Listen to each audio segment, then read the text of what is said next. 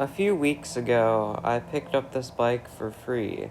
It has been sitting in a garage forever, and it really needed some work, but it wasn't too bad.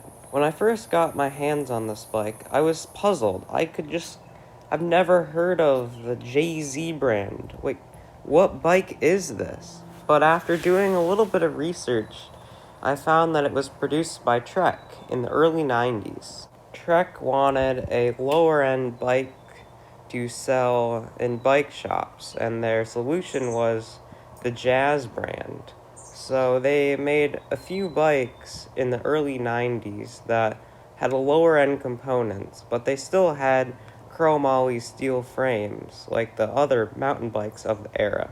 It's pretty obvious where Trek cut some corners on this bike, such as the Suntour drivetrain and single wall wheels. They're not the greatest, but they're okay. They all work.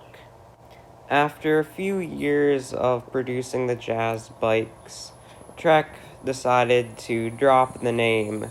This was probably because they acquired a few other bike brands such as Gary Fisher and a few others.